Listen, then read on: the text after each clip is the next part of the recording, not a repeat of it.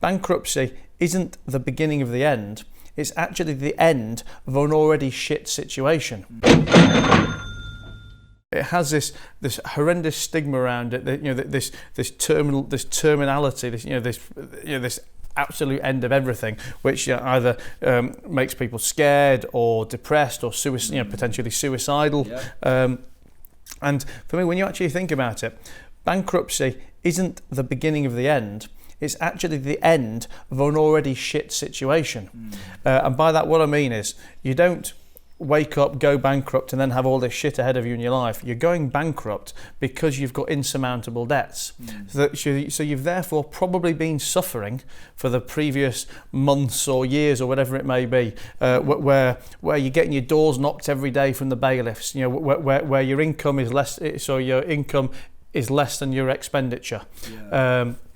And all these bad things, but the point of bankruptcy is actually the crystallization of the end of these problems. You go bankrupt today, and all these creditors who were chasing and all these problems that were on your door actually disappear, and you're effectively starting with a clean sheet tomorrow. Okay, fine, that's a clean sheet where you've gone bankrupt, and you might have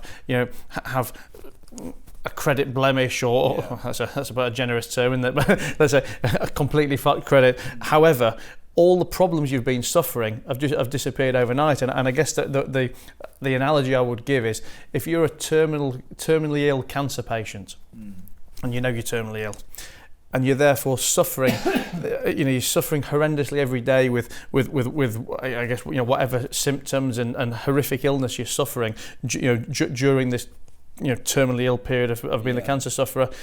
Do you fear death? I don't know. Thank God I've never been there, nor have I know anyone else to specifically ask the question to. But if every day for me was absolutely horrendous, being sick, undergoing therapy, all this kind of stuff, am I fearing death? Well, I'm probably looking forward to it, because my current life's so fucking horrible. And regardless of whether it's ending the suffering or getting cured or dying, you just want it to end at that stage. Exactly. Yeah. And I would use that analogy for on the bankruptcy story, that you've been suffering horrible stress and problems and these debts that you just can't get rid of.